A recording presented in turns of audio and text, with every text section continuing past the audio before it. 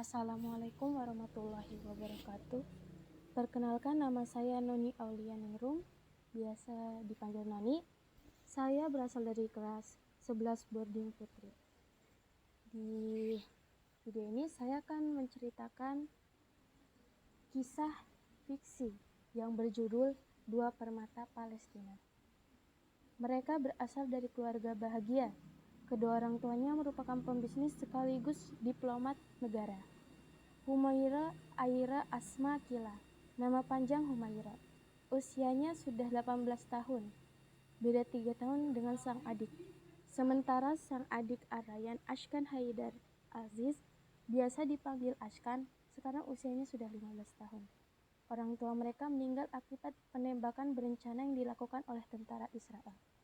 Sore hari di Palestina, dentuman yang mewarnai langit Palestina dengan keras. Hembusan angin kini kesana kemari. Rakyat Palestina yang terhujani bom tentara Israel. Humaira dan sang adik berlari untuk menghindari serangan tersebut. Setelah lari dari kejauhan, mereka menyaksikan kekejaman tentara Israel. Sang adik yang tak kuasa menahan perihnya kejadian tersebut tersungkur dengan meneteskan air mata. Humaira tetap berusaha kuat dan tegar, meskipun air matanya sudah tak terbendung lagi. Sekarang, di antara keluarganya, hanya tersisa Humaira dan Ashkan. Rumah mereka telah hancur, hanya menyisakan kenangan yang telah pudar. Ashkan, bersabarlah. Humaira memegang pundak adiknya berusaha menguatkan.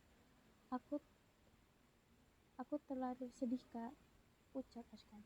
Mereka telah membunuh Umi dan Abi, bahkan ingin merebut negara kita, ucap Ashkan lagi. Kita pasti bisa melewati semua ini. Aku yakin dengan pertolongan Allah kita pasti bisa membela negara kita, kata Humaira berusaha menyemangati sang adik yang masih bersedih. Ashkan malah melamun dengan mata merah habis menangis. Sang kakak mencoba menghiburnya. Tiba-tiba, lamunannya terhenti ketika suara sirene ambulan dan mobil mobil penyelamatan datang menuju lokasi tersebut. Bala bantuan dari negara lain membantu menyelamatkan warga. Salah satu petugas datang dan berkata, "Apakah kalian baik-baik saja?" Sang petugas bertanya kepada kedua anak tersebut. "Kami baik-baik saja, Pak," ucap Humaira. "Alhamdulillah, syukurlah kalau begitu." "Hei nak, janganlah kamu melamun terus," ucap petugas kepada Ashkan. "Senyumlah, ganteng-ganteng kok lesu. Ayo ikut kami saja ke pos penyelamatan," ucap petugas tersebut. "Tapi," ucap Humaira agak ragu. "Tenang saja, kami tidak akan melakukan hal buruk terhadap kalian. Kami adalah para relawan yang membantu negara ini," sambil menunjukkan bukti kartu di tangannya. "Kalau begitu, ayo sebelum para tentara tersebut datang kembali," ujar petugas tersebut. "Semuanya ayo, segera evakuasi para korban tadi." Puluhan mobil mulai berjalan mengikuti tank yang di depannya. Humaira dan Ashkan ikut menaiki mobil rescue di bagian belakang bersama para petugas. Mereka akan melewati banyak tempat untuk memasuki pintu perbatasan Rafah. Dalam perjalanannya, banyak suara ledakan bom dari tentara Israel. Mobil-mobil berhasil menghindari ledakan tersebut dengan aman dan selamat. Dan akhirnya mereka telah sampai di pintu perbatasan Rafah dengan selamat. Sesampainya di sana, Ashkan dan Humaira bertemu dengan teman-teman mereka yang mengungsi di sana. Mereka merasa aman dan nyaman di sana. Mereka beristirahat di sana, berbincang banyak dengan kawan-kawannya. Lalu, setelah mereka selesai beristirahat, mereka dan kawan-kawannya membantu para korban hingga mendekati sholat maghrib. Segeralah para remaja di sana menyiapkan tempat sholat di lapangan luas. Di sana ada yang menggelar karpet, ada anak kecil yang sedang berlarian. Mereka seperti melupakan derita yang selalu mereka alami. Dan ketika matahari sudah mulai tenggelam, para jamaah sholat maghrib bersiap-siap berwudu. Tempat wudu laki-laki dan perempuan terpisah. Satu di sebelah barat, bagian laki-laki, dan yang satunya lagi di sebelah selatan, tertutupi oleh hijab bagian perempuan. Semuanya sudah berwudu. Lalu azan berkumandang dengan merdu dan syahdu. Azan tersebut dilantungkan dengan jelas dan benar. Humaira yang mendengarkannya ikut menjawab azan tersebut. Setelah azan selesai, dilanjutkan dengan sholat maghrib. Dan sang imam Yang sudah ada di depan merapikan saf-saf sholat yang masih kurang rapi. Setelah rapi, iqomah pun dikumandangkan. Lalu imam memulai sholatnya, mulai membacakan doa iftitah, Al-Fatihah, dan dilanjut membaca surat pendek. Sang imam membacakannya dengan lembut, seperti tiupan angin yang menenangkan hati. Lapangan yang gelap tersebut terang, seperti ada malaikat bercahaya di langit-langit malam. Suaranya menenangkan hati, mampu menghilangkan kegundahan dan keresahan yang ada di hidup setiap orang. Ayat-ayat Al-Quran merupakan seni yang indah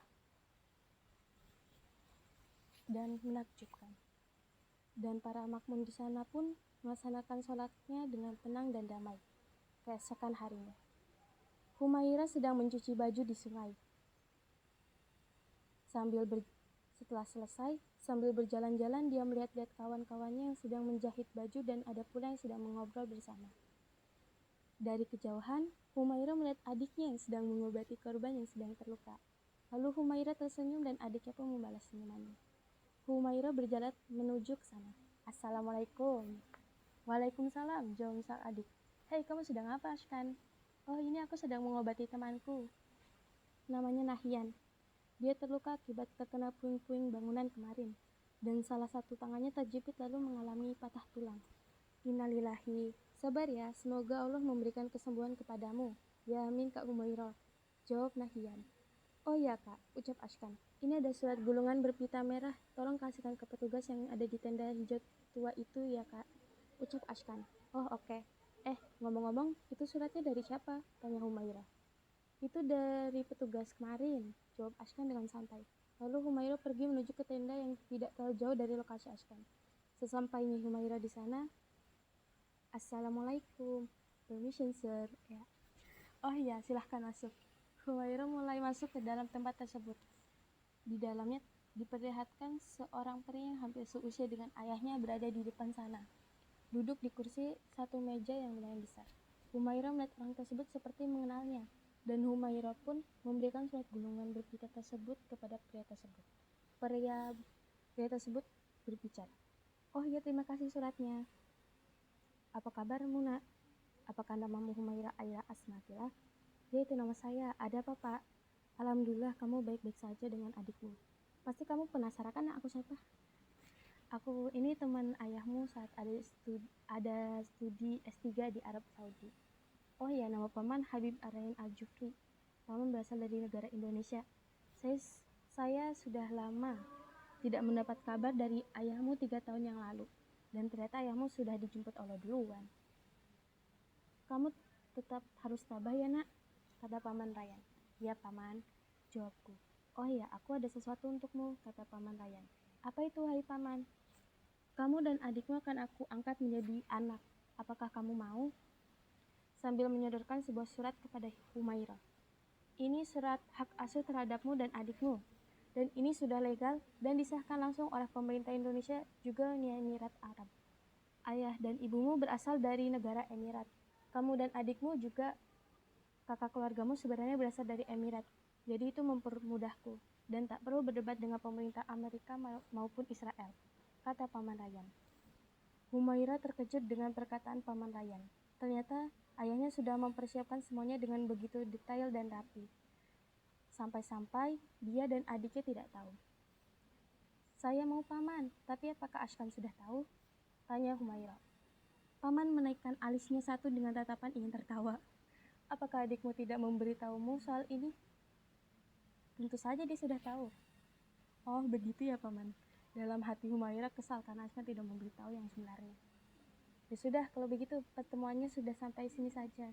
Nanti kita ketemu lagi besok, ucap paman. Oke paman, saya permisi dulu, kata Humairah. Sebentar. Humairah pun berhenti. Oh ya nak, 2 hari lagi kita persiapan pergi ke bandara. Aku akan membawa kalian ke Indonesia. Di sana kamu tinggal bersama istriku dan anakku juga. Mereka sudah aku beritahu. Istriku juga mengenalmu. Jadi kamu jangan khawatir ya, ucap paman. Humairah terkejut karena itu mendadak. Serius paman, secepat itu? Iya Humairah, nanti siap-siap ya. Baik paman. Oh ya, ngomong-ngomong, jangan panggil aku paman, panggil aku Abi saja.